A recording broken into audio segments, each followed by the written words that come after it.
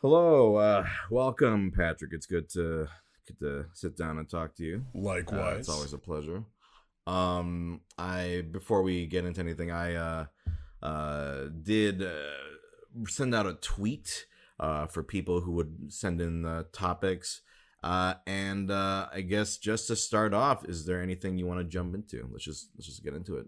Oh man, I think one of them, I think it was right near the the top of the that thread with people putting questions was someone saying, as one of these sort of old guard VO actors now, what's it like working with the newer talent? And I felt Mm. myself crumble to dust as I read that. I was like, oh God, I am. I mean, that's something that's sort of been hitting me a lot lately with all this time at home to be introspective and think. I'm Mm. 42 now. I started doing this when I was 21, so I did the math and was like, oh my God, I've literally been doing Mm. this half my life. Um, Yeah, yeah. and I'm working with sometimes people who were like 2 years old when I personally started. So yeah, I'm one of the old guard now. Oh God, um, it's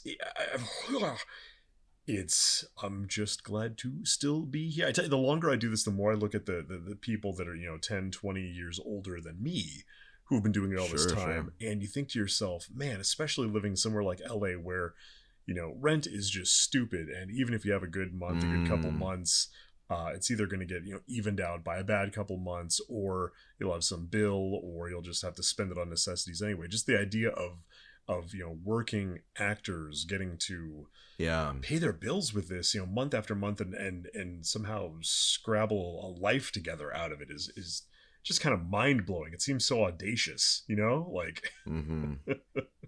Yeah, like when people ask me, like, "Oh, what are your like dreams and goals of in your career?" and it's like, just that I can keep doing this for like even like 20, 30, 40 just years. Like if yeah. I can do that, that to me I consider a success.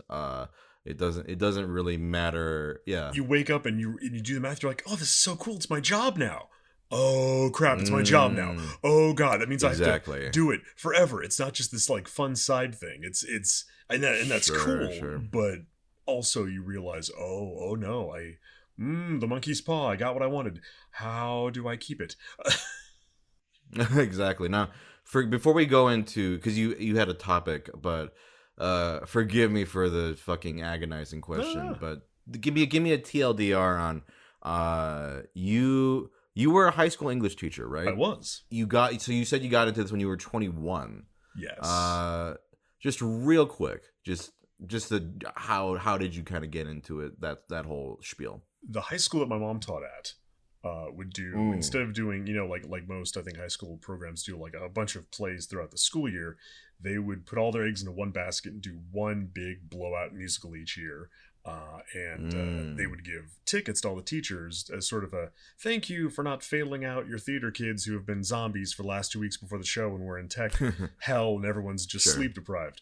So I grew up as a little kid watching these musicals each year, old school stuff like Dan Mm. Yankees and South Pacific and Unsinkable Molly Brown and Fiddler on Mm. the Roof. I mean, the classics. Yeah. And then when it came time for me to go to high school, instead of going to the public school that I was in the district for, because I was getting picked on a bunch, whoa, big surprise, I was a nerd. Mm. I ended up going Mm. to the high school that my mom taught at, and I didn't even have any like burning aspirations to be an actor. I just sort of, as near as I can tell, thinking back, 14-year-old me was like, well, they do the musicals, and I am here, so I suppose I will audition Mm. for the musicals. I mean, there really there was not a lot going on in my brain with this, but tried out, got in because I was a dude, I had a low voice, and they always need that in Mm. especially in high school and college and musicals. So did it. Got bit by the acting bug. Did musicals and plays in high school and college, and I'm from Southern California, so it was not some big Herculean task for me to think to myself, I'm going to move to LA after college. It's basically like I'm going to move Okay, okay. 60 miles that way. Even though Sure. LA is its own weird thing and unlike anywhere else, even though I was from a place close proximity wise, I still got here and was like, wait, how does anything work here? I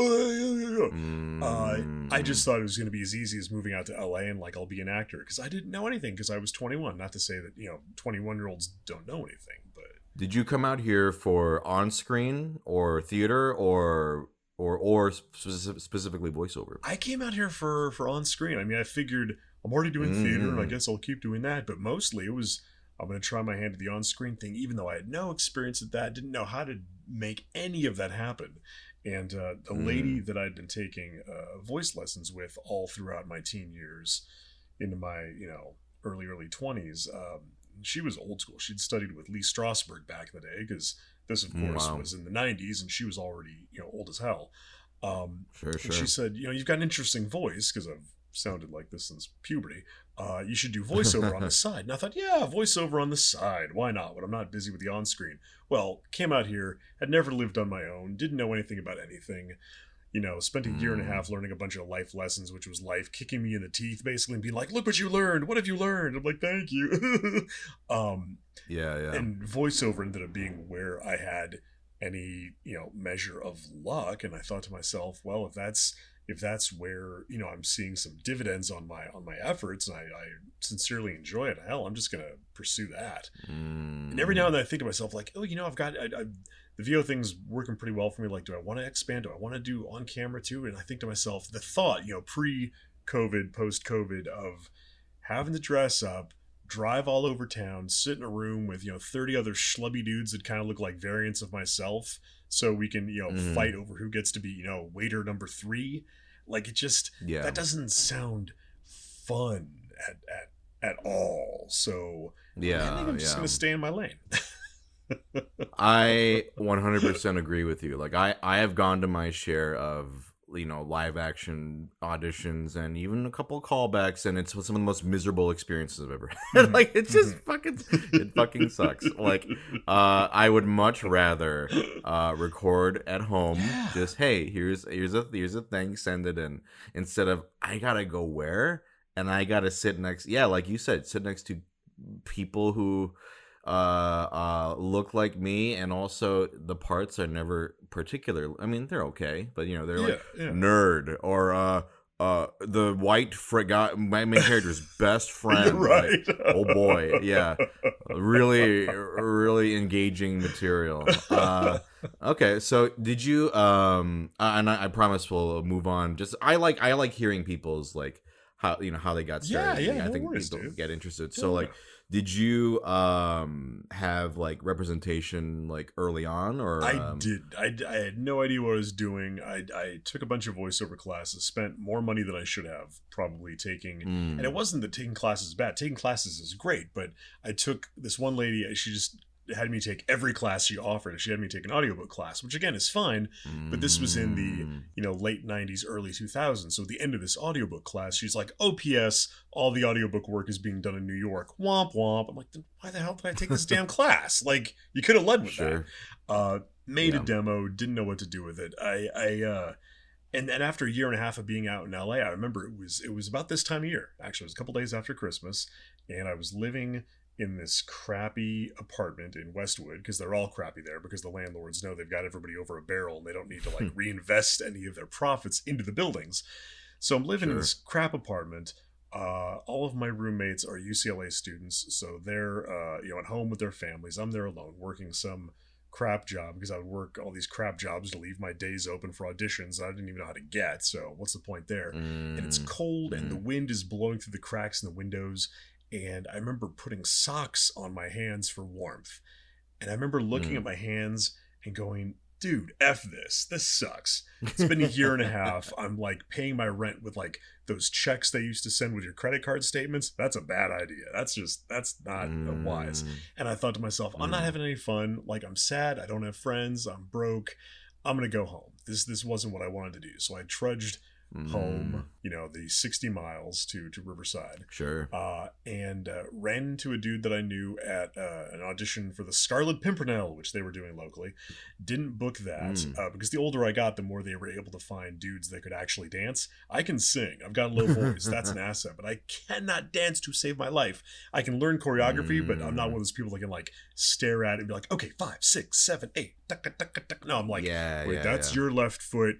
This is my left foot. Left foot goes up, then down. Like, so ran to the dude, and he's like, "Oh yeah, I'm going to be teaching. I'm going to be teaching theater at Notre Dame." I'm like, "Oh, Notre Dame, that's my alma mater, yay!" He's like, "Yeah, they've got some spots open in the English department." So I went in, applied to teach freshmen because at the time I was, 21, and I'm like, the freshmen's all they're going to give me, if anything. And when the dust cleared and I walked out of that interview, I was going to be teaching the seniors, and I'm like, I'm only 3 years older than them. How is this going to work?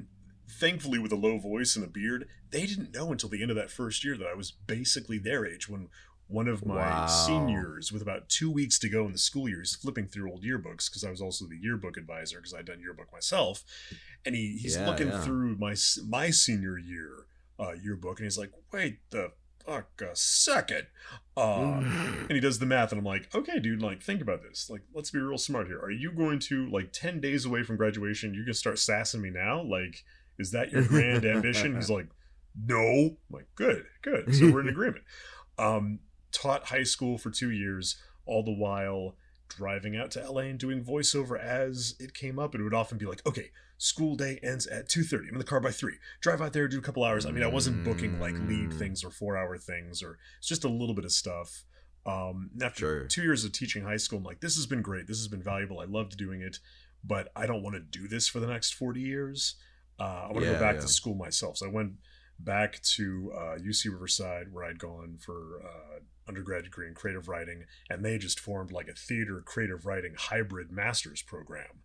And I was like, home is where they have to take you in. So applied for that, got my master's in screenwriting, and then right as that was wrapping up, and all the while, again, still been doing voiceover and gotten like little chances like, oh, here, adapt this one episode of a thing. Oh, here, direct this one episode of a thing, like an anthology show where it didn't matter if there were sort of different voices per episode.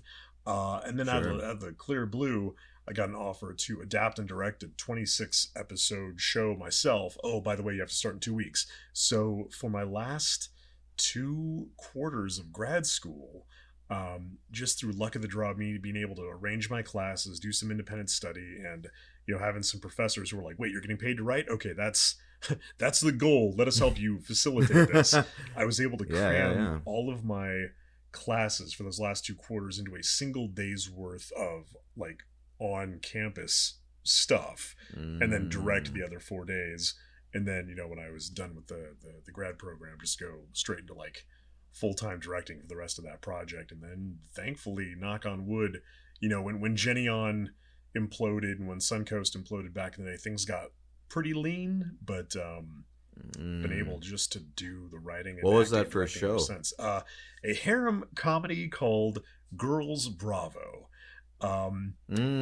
Sad sack dude, all the girls love him, boobs everywhere, but I was so green to anime, I didn't even realize it was just tropes. Like, I came at this show with the sweet, pure soul of someone who didn't realize that, these jokes had all been played out before. There was nothing new about this.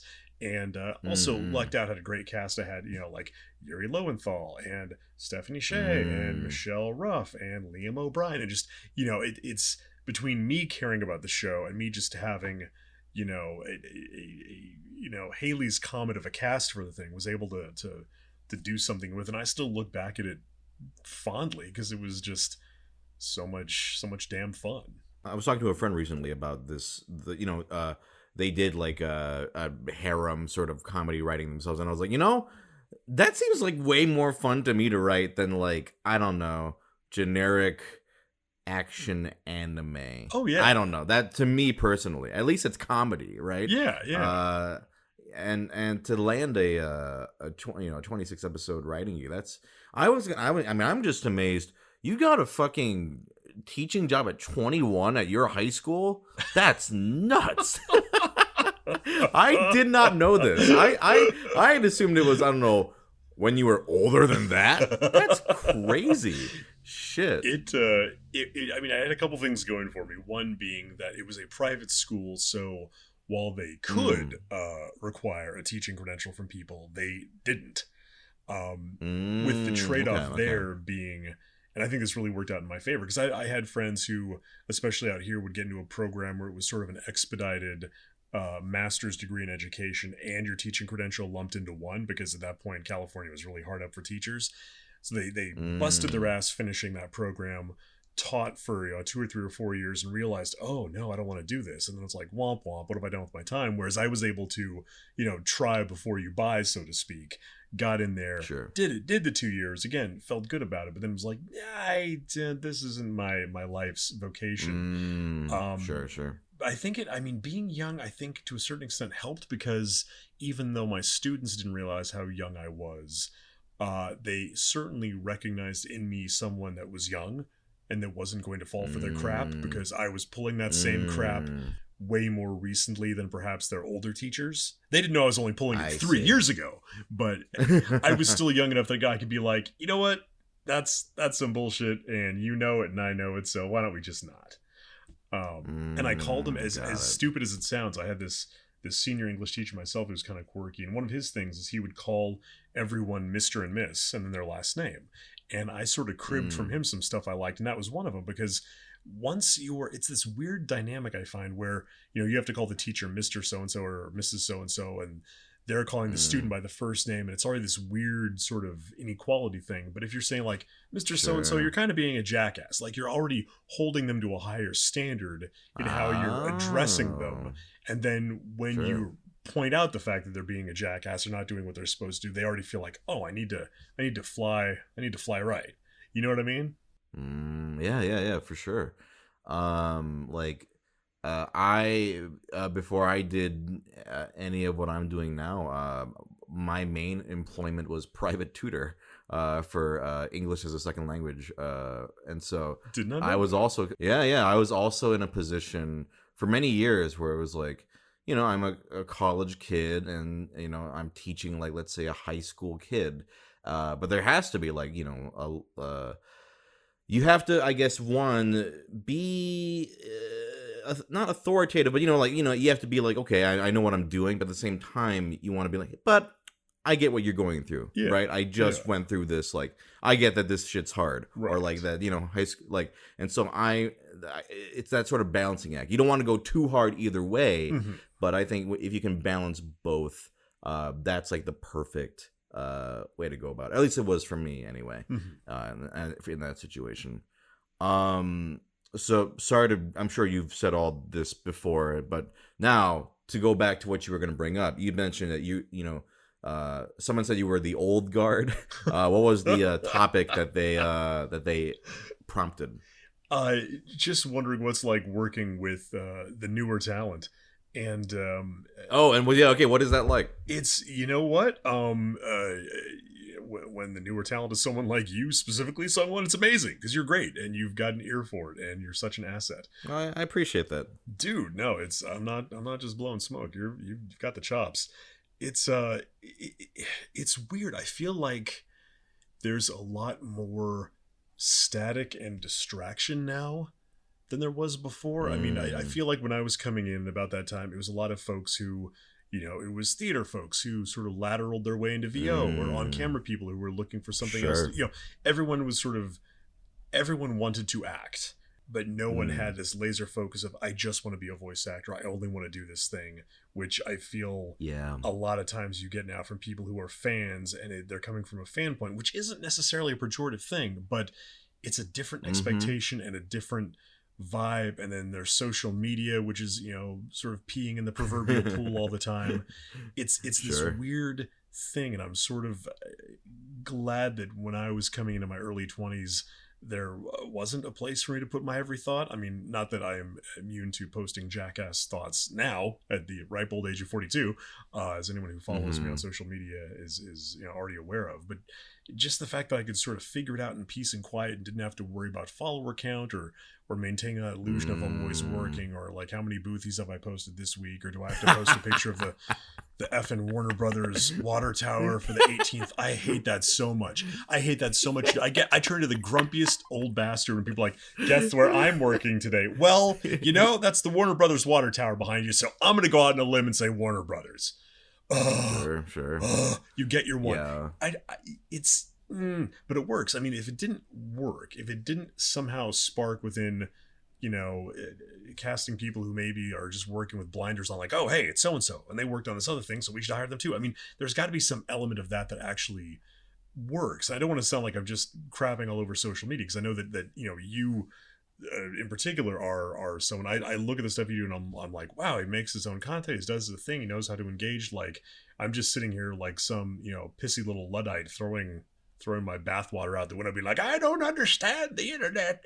It's just, I think with Boothies, I'm not personally one for them, because I feel the same way as you do. I feel like first off, I'm like, okay, I get it. We get it. You know, you are hashtag voice actor or whatever. And then secondly, I'm like, if you're working enough, frequently enough, you don't need to do that every single time you go into a booth. It's like, I think maybe you're just not working enough, unfortunately. Like, I that sounds dickish, but I truly am like, I think the best way to, once you are doing it enough where you're just very comfortable in it, I get it, like your first time ever, like, listen, that's very exciting. And like, hey, like, or like, you're up and coming, and like, I mean, even then I didn't do this shit, but even, it's like, but I get it. You're very excited.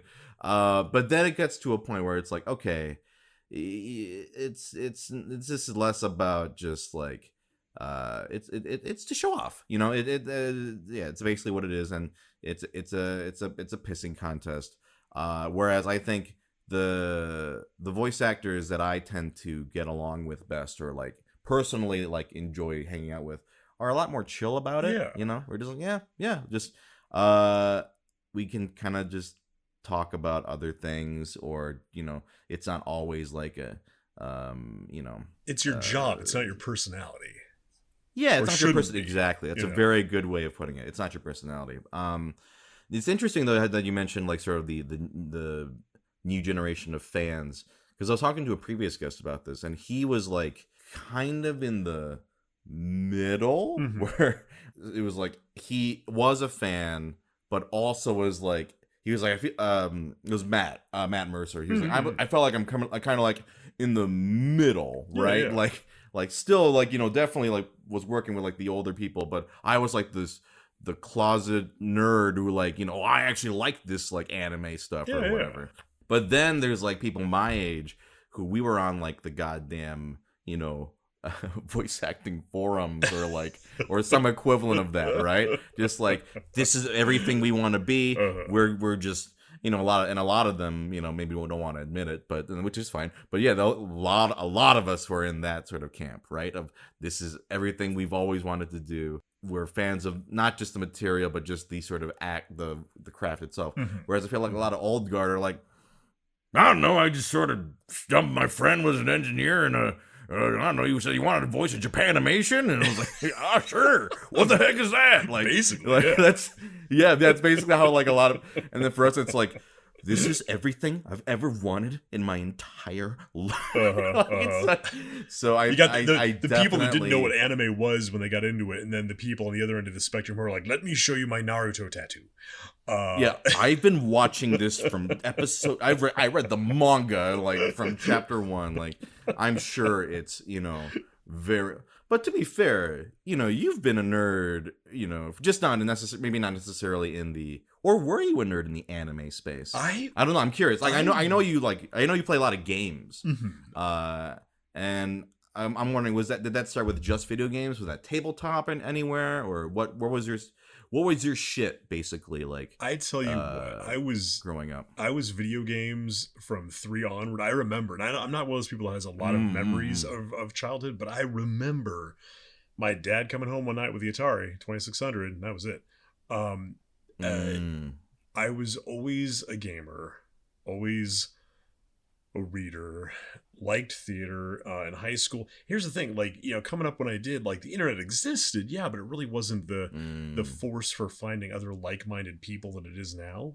So whoever your fellow nerds were at your school, that's who you had. That's what it was. Like, it wasn't, I have this interest and I'm going to find people all over the country that love the same thing and we can sort of, feed that passion together. It was, well, here are my 4 nerd friends, and we like video games, and we play Magic the Gathering at lunch, and we do theater, and that's kind of it. Like, I didn't really know about anime just because I didn't have exposure to it. Once I started working on it, I'm like, oh, this is really cool, and oh, this is telling stories in a way that Western animation, at least at that point, really wasn't trying to, and it tells things that sometimes wouldn't work as live action, but here you've got the possibility to do anything.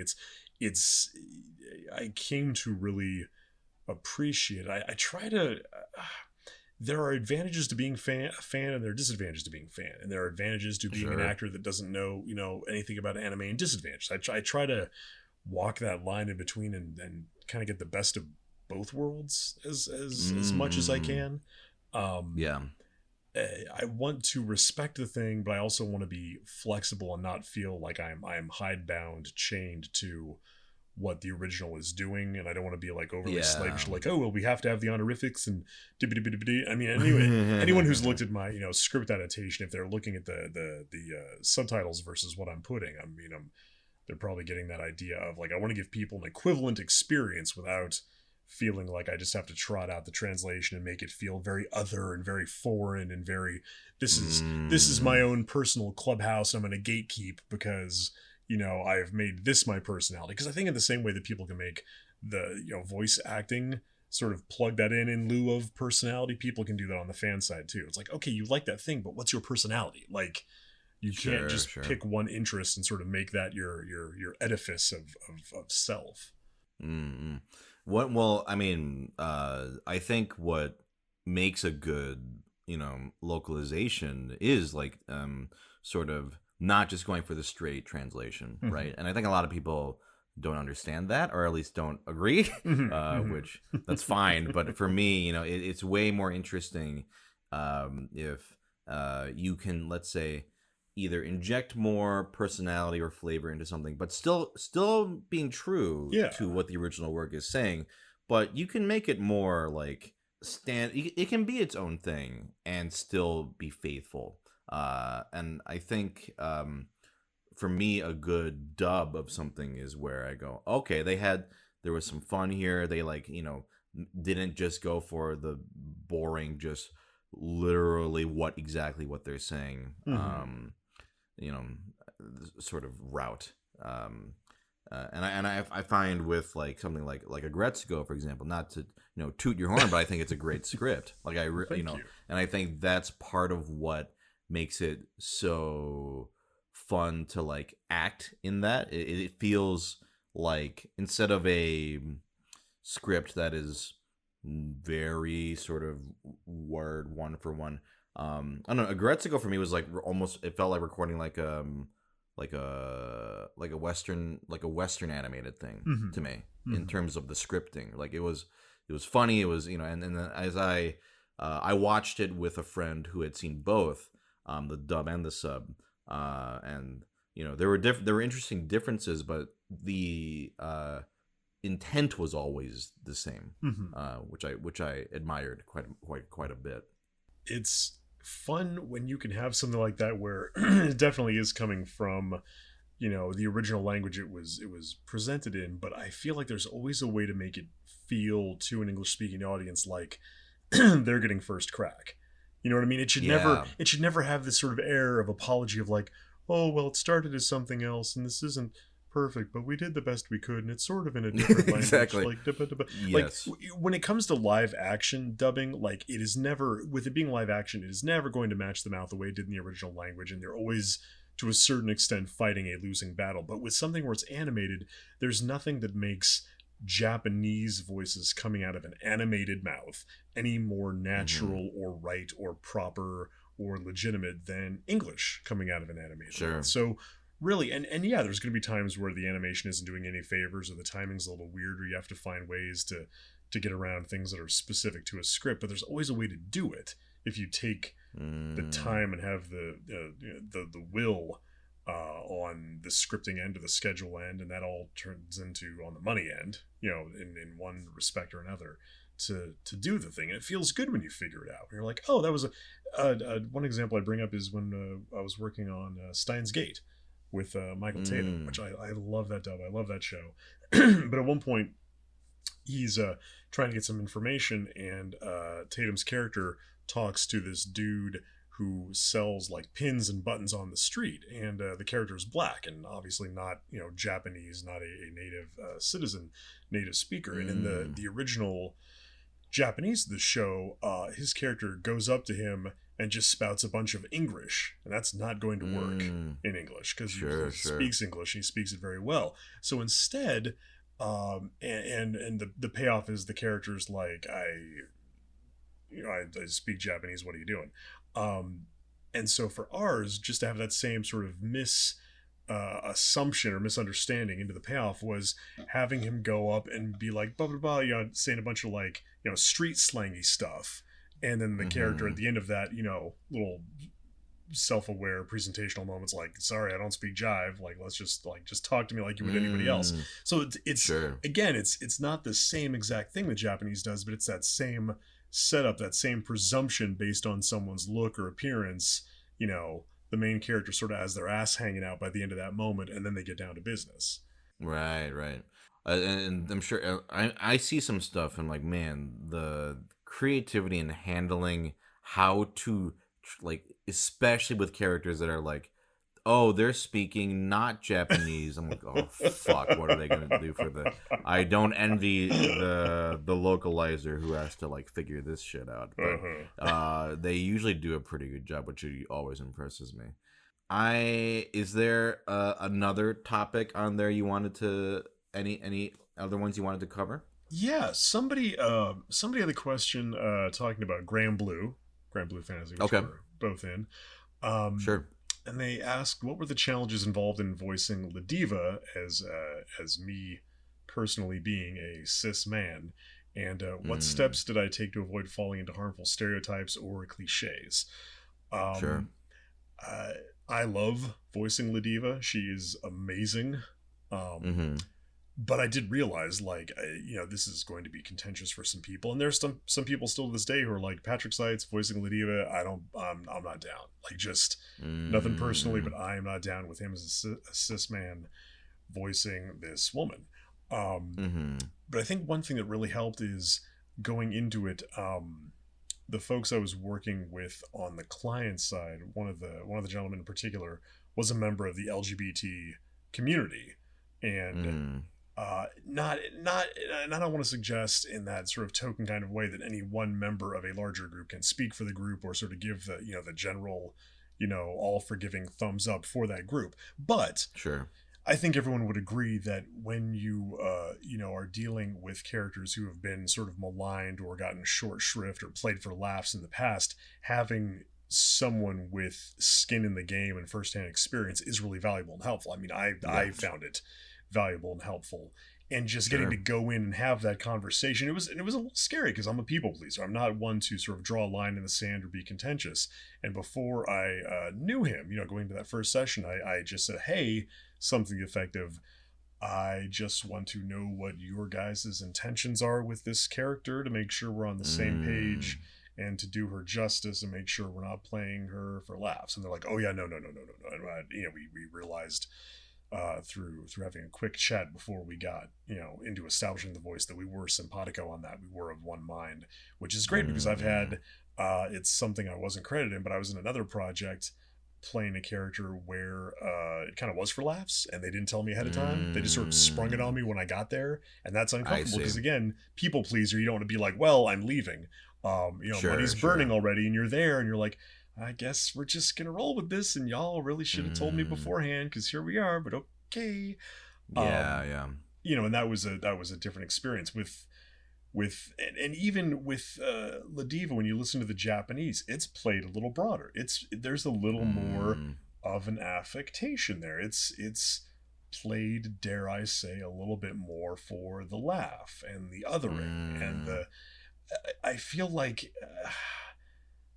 I mean, it sounds like I'm you know, just patting myself on the back, but I feel like the steps you take to avoid falling into harmful stereotypes is just don't be an asshole. Just, you know, sort of recognize the shared humanity in whatever characters you're voicing, which is, you know, what you should be doing as an actor anyway. You have to find the things that you relate to and connect with, and the things you admire about the character, and things you love about the character. And with Ladiva, part of it is she just does what she wants to do and lives how she wants to live and doesn't feel cowed by anybody. And she is strong as hell and still very feminine in her ways, but also there's times where she gets more aggressive and more assertive and whoops ass, and she doesn't feel like she has to look a certain way or conform a certain way or sound a certain way, or she really just goes through life, living her best life, as sort of, pat and answer as that sounds. But yes, I mean, I'm a TLDR version. It definitely, voicing Ladiva was something where I realized, hey, there are many ways to do this wrong, and I don't want to be that guy. So let's really take our time. And again, once you find out that the client is of the same mind as you on a thing like that, that is such a relief. It's such a relief, because then you can really just sort of trust in what they are giving you and run with it. You can turn off that vigilant, hyper vigilant part of your brain, or at least I could, and just go with the process, because I knew it was in good hands. Yeah, whenever I work with that particular company, they clearly love those characters, right? Mm-hmm. Like, they always give you like, so much like information and backstory, and like, they like, it's not like a very sort of passive, like, I don't know, just do whatever you want. Like, they know exactly what they want, and and I'm glad that they were very clear on, like, yeah, this is not a joke character. And I that definitely helps you as a performer. Like, I had a similar experience with Borderlands 3, where my character is non-binary.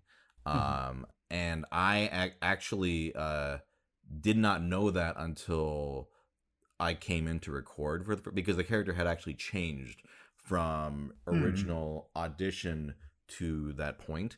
And it was actually suggested by several of the LGBTQ staff at Gearbox, like, hey, can we make this character non-binary? Like, and they were like, yeah, why not? So for me, I mean, I'm not gonna lie, there was a little bit of trepidation. Like, are we sure, like, you still want me to do it? But at the same time, I had been flown out for that, so I was like, no, I'm here. I'm here. I mean, I have to do it. But it was also very clear that the character, it was very respectfully done, and honestly, like, going into it didn't really change my approach, like, at all. I think when we went in, because the character had changed a bit from original sides to record, that a lot of it was finding their voice, like finding like what is their personality like now. And so that first record was a lot of that. And yeah, I don't know, I didn't necessarily have to go, oh yes, non-binary, I'm gonna change. Not necessarily. No, I think with that character, while it is a part of them, it's not what defines the character. There are like other factors that sort of are their main focus, and so that was helpful to me in sort of going through that. And part of me is like, if I had known the character was non-binary, would I have auditioned in the first place? I don't know, but going into it, sort of being told, hey, this is the direction we're taking, I was like, okay, I just want to do this as respectfully as possible, and I think it turned out well. I think people, I know people seemed to respond well to the character, so I hope that it turned out fine. But I used you for my playthrough. I thought you were great. Oh, I appreciate that. I think getting the chance to just be a part of, like, hey, because listen, a lot of shitheads were very upset about the character being non-binary, right? But I was like, well, fuck those people. Like, I'm just glad I get to be a part of this and get to make a bunch of angry gamers mad. Like, because listen, who cares that they're non-binary? Like, just. Who cares? Like, to get that upset about something like that is gross. So I was like, especially in a game where you've got, I mean, not that it should be a stick in anyone's craw, but like you've got a multitude of different characters you can play. This literally is not being forced upon you in any sense. Grow up, Exactly. Yeah. But I mean, for certain people, it's like, oh, it's politically correct. Ugh. All right, just whatever.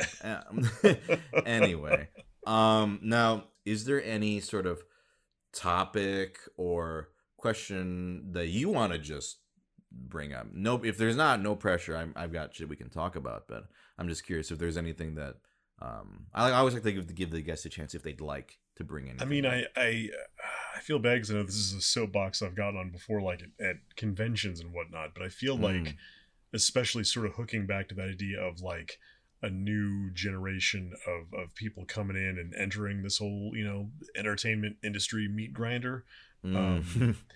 Just the idea of like, have something that you like to do that feeds you creatively that isn't tied to job or a money, because as soon as it's a job or money, someone has to say yes, and there's supply and demand and scarcity. There's one role and 100 people reading for the role. Like you can't, that's no way to, unless you are exceedingly lucky, that's no way to live, because you're placing your happiness and sort of creative fulfillment in someone else's hands. And ultimately, if you go up the food chain far enough, it's some accountant who's like, what's gonna make us the most money, and they chomp on their cigar because I've got very hackneyed views of the money people.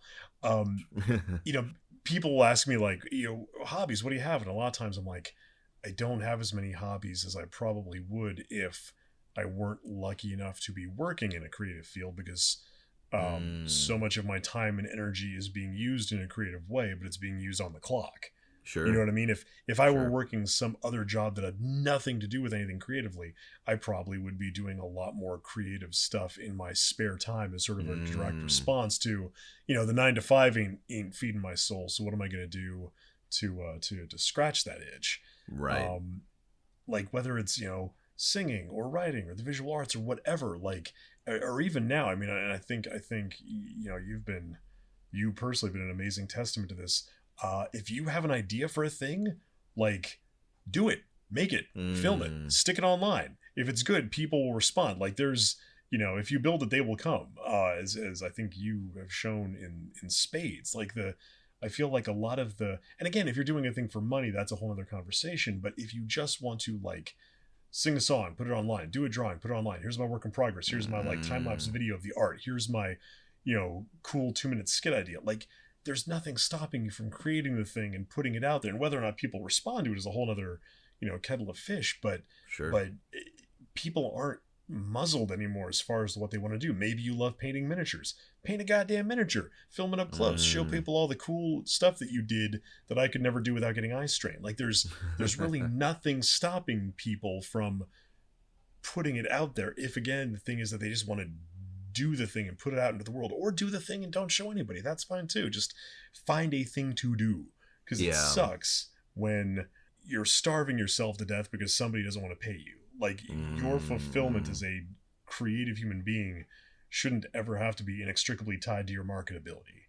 And that's a trap even I fall into. I'm as guilty of it as anybody. And then I'll realize, oh wow, I need to recharge in a way that isn't tied to work. Yeah. I think that's very like valuable advice. Is I think people, like I said, sometimes I meet somebody and I go, okay, yeah, your job is your personality, or that's all you want to talk about. But for me, like if I want to like be friends with someone or get to know someone, I'm like, well, what do you do in your spare time? Like, doesn't have to be like what your money maker is. Like, what do you watch stuff? Do you read stuff? Like, or would you when I get to know somebody, and I it's like some people, their personalities, I can tell just sort of all they want to talk about is their job or whatever. But if I want to actually get to know somebody or be friends with somebody, for me it's what are you into in your spare time? Like, what are your not even just your spare time, because some people don't have spare time, but what are you most passionate about? That's what I like to hear. Like, are you really into especially if it's something unexpected? Like there have been a couple guests. I don't know if you know this about me. Do you know my background with like Mario? Do you know anything about this? I don't think Oh so. shit. Okay. I grew up writing Mario fan fiction. No, I As did know that because I've seen you okay. post about it. Yes. Yeah. And it's funny. There have been guests on where we discovered this sort of this deep lore knowledge of, oh fuck, you're one of those people too. And then the rest of the podcast is just that. For me, like I don't care. Like if I meet another actor, I don't care what you've been in. Honestly, Yeah. like it doesn't like not, and that sounds callous. It's like no, I'm. It's like that's not what's interesting to me. It's like oh wait, you wrote blank or fanfic or you love this thing. I want to know about that. So my question to you then is, what are you most? I know video games, right? You're really into Mhm. video games. Mhm. What are some of the things that you're like, this is my shit. This is I am I'm these are what I'm most passionate about. I tell you, it's and it sounds like a stupid thing for me to say because I do not always have a great memory for retaining the stuff, but Hmm. I love reading history. I love reading Okay. about the Crusades. The Crusades are so interesting to me because it was so much just getting people riled up and being like, "All right, to the Holy Land, off you go." Um, Sure. One in particular, the this one blows my mind. I read a book about it. I'm like, how is this even a thing? Like if somebody wrote this as a script, they'd get it bounced back and told like, okay, that's a little implausible. The Fourth Crusade. All right, guys, Hmm. we're going to the Holy Land. We're gonna take it back. Rah rah rah. We're doing the thing. Oh, but we need ships and supplies. Hey Italians, you can handle that, right? Yeah, we can handle that. Oh crap, we don't have any money. Hey Italy, can we owe you? All the Italians being like, yeah, that'll work. Once they finally get the show on the road, like they've accrued all this debt en route, the Italians, and I forget if it was the Venetians or who, but were like, hey, Constantinople, uh, filled with Christians, Eastern Orthodox Christians, but still Christians, Hmm. um, has gotten a little too big for their britches. So how about en route to Egypt, we just whoop their asses, Hmm. and we'll call it even Steven on the money you owe us. And the Franks were like, yeah, sure, yeah, no, sounds good. That's a deal. We'll take that. We'll take that ride. And so they besieged Constantinople, kicked its ass, Hmm. and then sort of got the whole like looting and pillaging thing out of their system and went home. Shit. never never got to the place that they sacked Constantinople to forgive the debt on account of their trying to get to in the first Damn, place. they're just Like, like, this was good enough. All right, I'm yeah, tired. yeah. Let's go home. I mean, Wow. we didn't reclaim Jerusalem, but man, we got some stuff. We killed some people. I'm spent, you guys. I'm good. I'm good. I'm calling it. Like just stuff like that, or piracy. I am so intrigued by the idea of piracy, and I realize they were horrible Hmm. people doing horrible things, but just that Sure, idea sure. of we're going to do our own thing. We're just going to be water astronauts and do our own thing. And Hmm. pirate crews, except when they were in battle, were democratic. They'd vote on things. Meanwhile, you could go drink at a pub and wake up on a British ship because you got press ganged while you were blackout drunk. Hmm. Um, Meanwhile, pirates had like workman's comp. You sign the articles. You lose a finger, you get paid this much. You lose an eye, you get paid this much. It's again horrible people, but They had standards, at least. they had standards, and it was a little more democratic. Or there was this one book I read, I think it was called Havana Nocturne, about how the mafia back in the day was like, ooh, guys, have you heard of this place called Cuba? It's going to be great. We can go there, and thanks to Batista, I forget, the guy that Castro overthrew. They're like, thanks to being in bed with him, we can do whatever we want. We can build our own little offshore gambling, crime island nation empire, and it was Hmm. great, and the money was flowing. And they're like, what about this Fidel guy? And they're like, screw this Fidel guy, dirty hippie, we're fine. And then he done showed them uh Hmm. just crazy history stuff like that. And for years I was on this nonfiction kick where I just wasn't reading fiction at all because it's so subjective and what's good unless you got something sort of recommended to you. It's hard to know what to take the time to read because I'm so busy Sure. with work. It's like, what am I gonna spend my time reading even? But then eventually I was like, no, I need to get back into fiction. I miss it. You just have to sort of find a curated list. So I guess I'm just big fucking nerd, someone. So like, what if you're gonna get like a historical like nonfiction book, like what sort of steers you to which, because there's so much history, right? Like where Hmm. is it just like Hmm. what tickles your fancy at the moment, or do you go like what where how do you choose what you read next? I'm kind of all over the place. Mm, I read The Devil in the White City recently, which was a book about the it wasn't the Chicago World's Fair, but it was that sort of thing, late 1800s, early 1900s, mostly. How are we going to build this thing, and how are we going to do better than France did in theirs, and they were mm, behind schedule and under budget, blah blah blah. And woven into that, the story of this really prolific serial killer who just pulled the wool over everyone's eyes and murdered a bunch of people, mm, especially because you had folks coming from all over the country and all over the world for this World's Fair type event. So a lot of people in town that nobody knew. Or then this mm, book I read a couple of years ago, when reread, called by Garrett Mattingly, I think the guy's name was, called The Armada, talking about the Spanish Armada. And it's, you've got all the history in there, but basically, King Philip chose this dude, this high ranking dude whose name escapes me. Great guy, reasonable guy, not a sailor, not a naval dude at all. And he sort of knew he was a bad fit for it, and that the Armada in general, trying to sail over to England and attack it, was a doomed enterprise. But I'm a loyal man, and the king told you to do it, so I guess we're just gonna have to sack up and eat this shit sandwich every bite. mm, And on that whole thing, at one point, Francis Drake attacked a harbor city. I forget what city it was, and destroyed all of these barrels that were being mm, made there. mm, So they had to make a bunch of new barrels. The wood wasn't aged properly, and they lost a bunch of their water. Ended up having these catastrophic ramifications on the Armada, uh, because Francis Drake broke some barrels like Donkey Kong, in an unrelated moment. Just stuff like it's. I'm bad with dates. The dates I'm bad with. mm. Geography I'm not great with. But if it's a story where they can hook the larger details of what's going on into some key pivotal individuals within that larger Mm. history, that's what I like. That's what I want to read. And is it mainly historical stuff for nonfiction, or do you branch out into other topics? I feel like it's mostly history. Every now and then I'll read a biography, but I feel like Mm.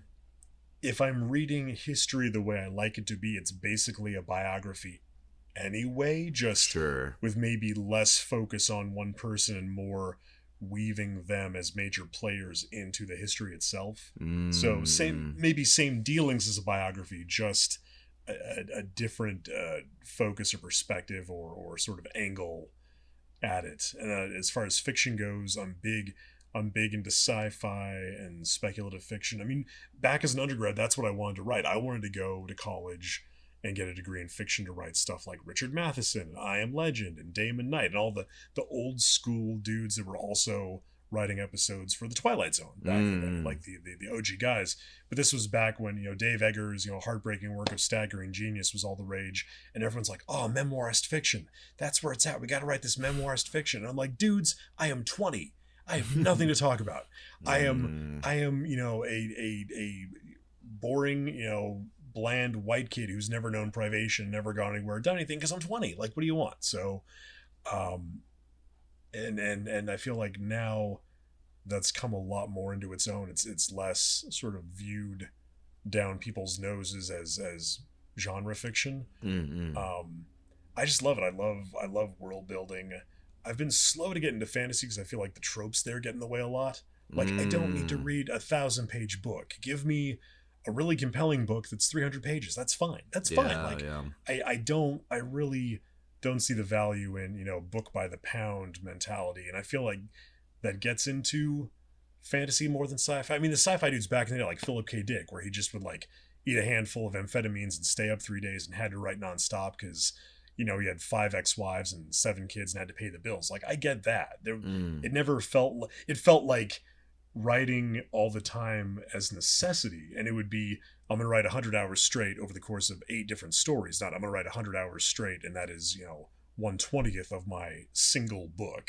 Mm. You know what I mean? I don't Yeah, got yeah, time for yeah. the bloat. Sure, sure.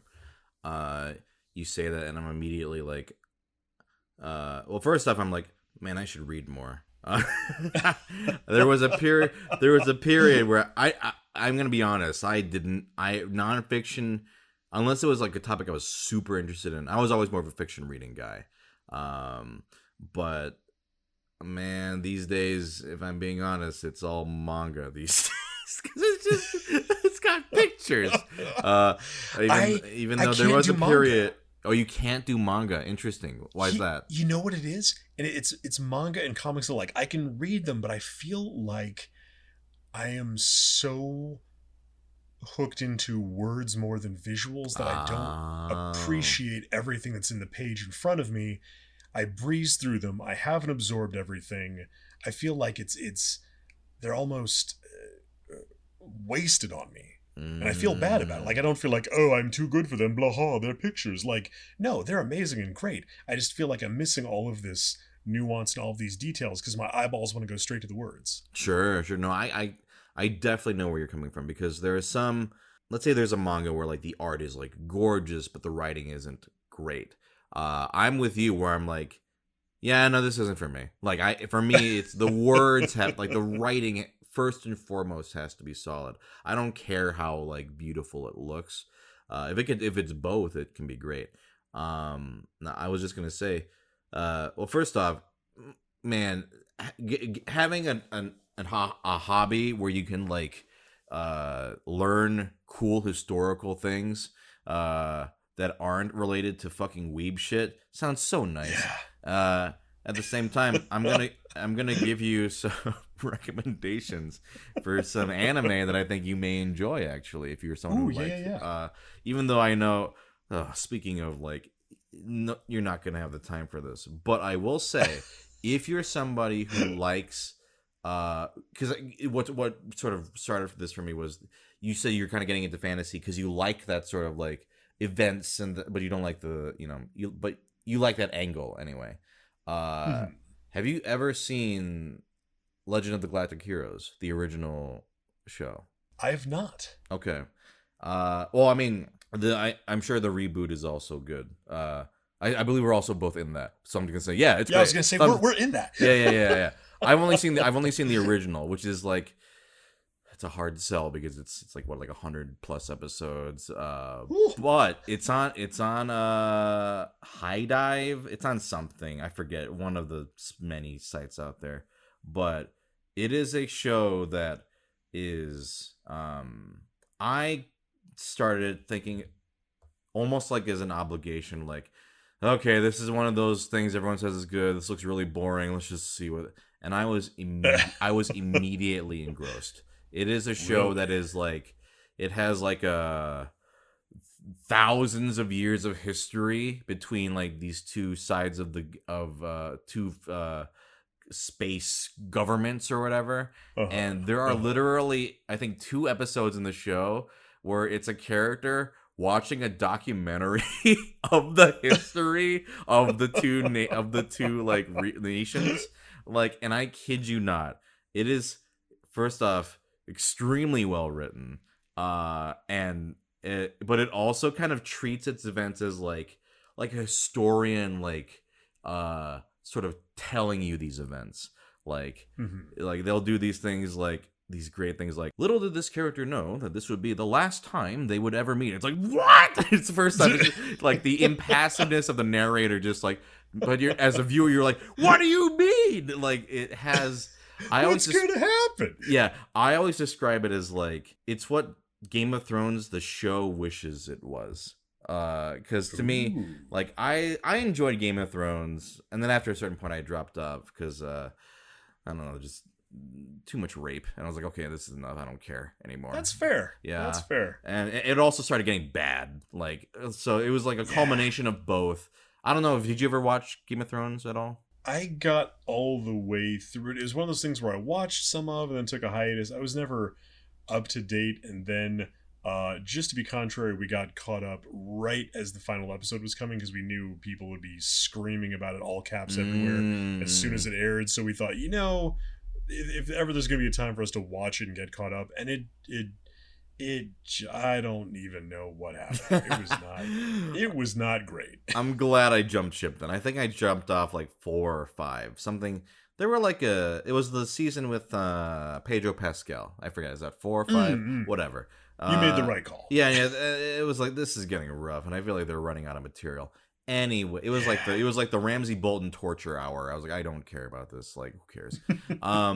Anyway, what Legend of the Galactic Heroes to me is like, in terms of like the big like sort of political maneuvering and a rich tapestry of characters, like for example, like one side is like it's a democracy, but it's a corrupt democracy, and the other one is, it's an authoritarian, like, with a sort of what do you call it, like it's not a democracy, it's an authoritarian regime, but just because it is, there are good people in that regime, right? So it's like, right. It's really interesting, like morally, like, like there's no good guys or bad. Well, that's not true. There are like some bad guys, but it's like, it's never like this side is the good guys, this side is the bad guys, sort of thing.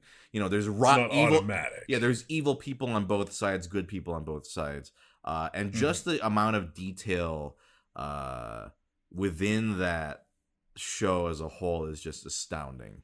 So if you're ever like, I'm in the mood and have the time for 100 plus anime from the 90s, it's there for you one day. And because I as someone who I think can appreciate that, and I think you don't like manga, so I'm trying to think of like, not that you're even asking for this, but this is all I'm capable of, is nerdy recommendations.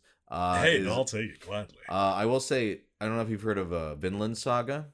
I've heard of it. I'm curious. I don't know anything about it, but I've seen people allude to it. The anime is very good. The manga is better, but if you don't like manga, the anime is you can definitely watch it, as it's also quite good.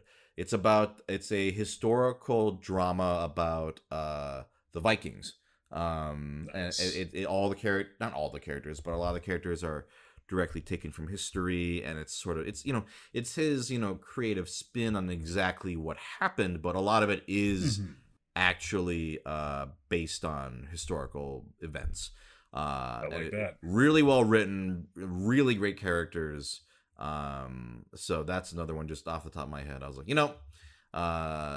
if you're into historical shit, these two stand out to me. And then I will say, I know manga is not your thing, but this can also just be for the listeners as well. There's a manga called A Bride's Story, which is it's like a 19th century Silk Road.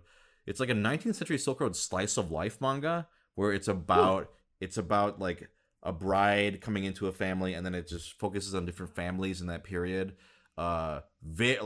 Clearly extremely well researched. The mangaka who did that did also a historical series called Emma, which was about Victorian maids, like a maid in Victorian England.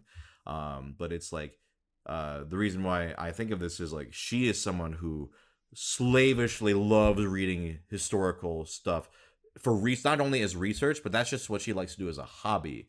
And it really shows in the work, because it's like, yes, someone actually did like a ton of research into the culture, what the culture was like, what, every sort of detail. She like traveled to those regions and like studied all sorts of things. If just for historical details. It's also it's a manga I discovered like this year that I was like, wow, this is really fucking good. And I don't want you to think I'm a total Philistine. I mean, I do own and love the manga for Monster and Pluto, and we have not read 20th Century Boys, but we have it. Okay. Yeah. So it's on like the shelf. Okay, so you have only some of the best works by one of the best mangaka of all time. Got it. Makes sense. Sure. Oh man, Monster. Listen, I may have to have you back on at some point just to talk about Monster. Dude, I will do that. Because nobody fucking... It's a hard sell. I understand. It is the regret of my career. Every time I recommend it to people, like if they watch it or read it, it's never failed me. And it's amazing. I mean, if we want to just touch on it a little bit, like I don't know, do you have a hard Yeah. out?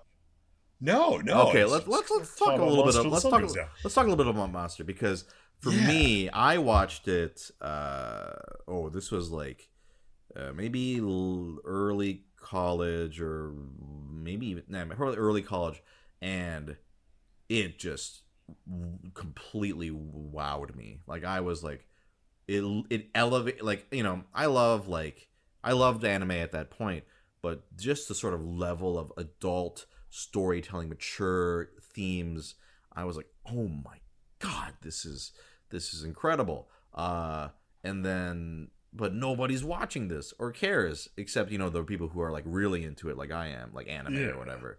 Like no one, you know, you're not gonna get a kid to watch Monster over a Demon Slayer or whatever the fuck. So Right. it's, but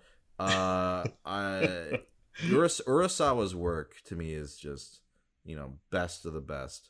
One of my favorite mangaka, and Monster. I've seen it maybe 2-3 times. I've read it all the way through. I just fucking love it. And then and you directed, not only did you directed the dub, right? Did you write it or just direct it? Just direct. I wrote a little bit here and there, although mostly the schedule we were on, they're like, if you've got waking hours you can be working, we want you directing. That said, I did sort of take it upon myself to adapt some of Grimmer's stuff, especially near the end of the show, because I was like, I'm gonna say the words, I'm gonna do my own words there. I see. It that show, and I just to clarify, when I said a couple minutes ago when we were talking about it, and I said, "Oh, it was a regret of my career." I didn't finish my thought. I don't want anyone there like having a spit take and burning down my house. It is the regret of my career that Monster isn't something that everyone has watched. It got, they aired it, so it all got broadcast. They put out like the first like 12 or 15 episodes in a DVD release, but that was still when DVDs were like 4 episodes a DVD and you're paying full price. So it's, I think, and you know, it's funny that you mentioned that, you know, it's not going to pull in the Demon Slayer crowd. I think that's kind of what killed it, because they put out the first couple episodes. People are like, oh, I don't know, Viz sometimes doesn't finish the shows and we're sort of gun shy and blah, blah, blah. Meanwhile, the show doesn't do, you know, Bleach or Naruto numbers because it's not that kind of show. And then they never put out the rest of it on DVD in America. It did get a full DVD release in Australia and New Zealand. Wow, okay. Which I was one of those people who owned. bought that first set. I was like, it's Monster. Are you kidding? Yep. And I will say my one thing is, I wish they had gotten the original music, but that's just being annoying. But I would have glad. You're like, yeah, you are being annoying. No, I would gladly have. I wish I could have owned all of Monster physically. It's just so good, and is when I was approached to direct it, it came together sort of last minute, and this was back when, you know, getting materials from Japan, since simuldubs weren't even a gleam in anyone's eye. It wasn't this given that we'd be able to scare up materials. So I had to just to get it all in my head, because I realized like, oh, this is a show where I need to know everything that's going to happen before we get in there, because there's going to be so many twists and turns. So I watched it all fan subbed, and especially then pre-Netflix, you know, I was not one to marathon things, but that show was so good, I would just sit down and be like, next, another. And I got through the whole show, you know, all 72 episodes in like a week and a half, because it was just so compelling that, like, yeah, I needed to do it for work, but just as a viewer, I wanted to know what happened next. It is so interesting and subtle and dark and nuanced and well done. And I love the art style. And I feel like it's one of those shows that you can show to somebody who isn't an anime fan or might be anime resistant, because, you know, people don't have like gigantic Mothman eyes and no nose. Like it's Urasawa drawing a bunch of Europeans, so everyone's like, you know, white and kind of lumpy. Yeah. The fact that they're white and kind of lumpy makes it not look like, you know, quote unquote traditional anime.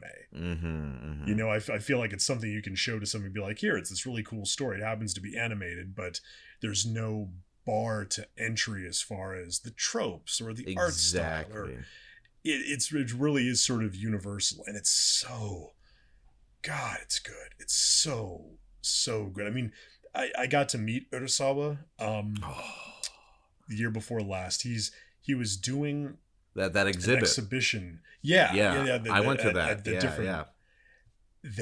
I found out about it, and I was able to finagle through some folks that I knew. I was able to get an invite to the VIP thing the night before the exhibit opened in LA, and he was doing a talk. And once I got there, I realized in pretty short order, there really wasn't a time to approach him. It wasn't going to be one of those kind of events, but also that I knew the dude that was translating for him that evening, and I just texted him. I was like, dude, if you can do me a solid, like I will owe you many buried bodies if I can just meet him. And I actually, in case I had the chance to, I had written a letter beforehand just telling him like, hey, I directed the show, I voiced Grimmer, the show really meant a lot to me, and I want to let you know how much it meant to me. Wrote that up beforehand, and then had a friend translate it into Japanese and type it up for me, so that if I got to meet him, which I ultimately did, I could be like, hey, you're amazing, don't want to take up your time, here's a thing you can read it later if you want, don't feel like you have to, just to not monopolize him at all. And ended up having the chance to meet him, shake his hand, take a picture with him, give him that letter. And I told him in the letter too, I'm like, hey, it pains me that it never got a full US release on disc, and if that's a thing that you care about or want to remedy, let me know. Here's my contact information. If I were independently wealthy, I would take the time and the money to try and save Monster from whatever rights limbo it is in, and actually get a physical release out, because it deserves it. Oh my God, it deserves it. It's top 5 anime of all time. It will always be in the top 5, just for and I don't want to I won't spoil anything, but just moments in that show still chill me to my fucking core. You've got your Welcome Home, you've got your oh man, I'm tempted to, because there are still friends of mine who haven't seen this, and I'm like, what? Yeah, and I'm like, I'm tempted to maybe get some more people into it, because the people that I have gotten to watch it have universally, praised it, because it is right. It's that, and there's no bloat. There's no 72 episodes. It never devolves. And there are times, 'cause I remember when I was initially watching a riddle switch focus, and you're like, whoa, there's all these new characters. Where are we even right now? Like, we have hard cut to somewhere else, and you spend like an episode or an episode and a half and like going, okay, this is cool, like this is compelling, this is well done, I have no idea why we're here. And then just the focus of the show will just pan back a little bit, and you're like,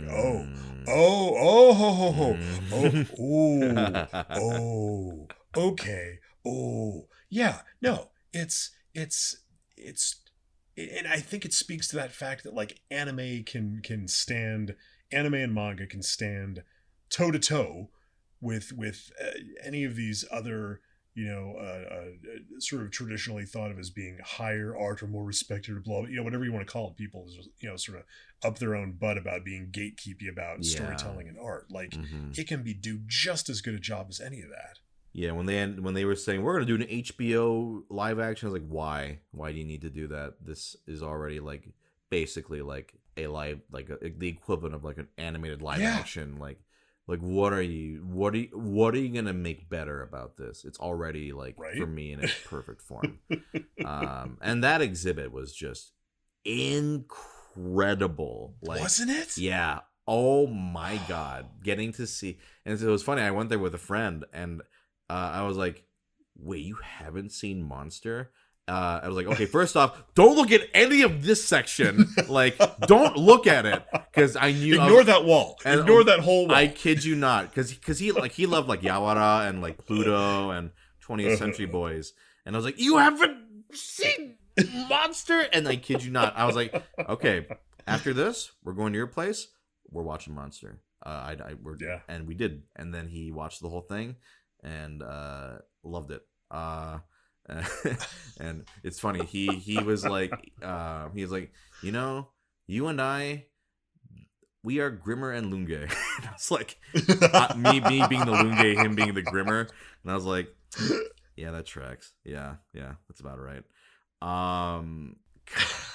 God, such a okay, listeners, watch Monster. I know it's not. Is there a legal way to? Is it on iTunes or anything or any legal way to watch this damn show? I think at this point the only currently legal avenue is those, whatever region Australia and New Zealand are, those DVDs. But I tell you what, it's worth watching. I'm just gonna put it that way. I'm gonna say, everybody, you should watch it. Go watch it. However you can do that, you should absolutely watch it. Like, make it one of your next priorities. Legally, preferably, listen, it's fair game if there's literally no. I'm like, if there's a legal way, do it this way. And let's just say, please watch Monster. Also, I mean, hey, if you like manga, you can read the manga is great. If you want to, if you prefer to read it, and I think they just came out with some nice big cover ones. Of the manga, and just read. I mean, I personally like.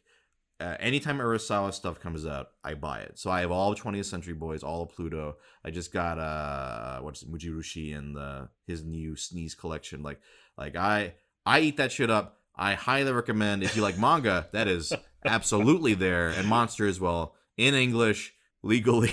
Just support this shit so we can get more Urasawa shit. Did Billy Bat come out in English? No, it didn't.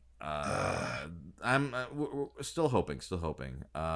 What's the new one he's doing? They had a little bit of the artwork at the exhibit, the one where the little girl he took what's his name from Osomatsu, and the little girl. Oh no, that came out in English. That's Mujirushi. Did it? Yeah. It's just a short 1-volume story. It's great. Very fun, very cute. His newest work is Asadora, which is still going, I believe. And oh fuck, it got real. I know. Okay, Viz announced an English release. Oh, it's coming out next year. Oh shit. Okay, so his new manga is coming out next year in January in an English release. Let's just check Billy Bat real quick.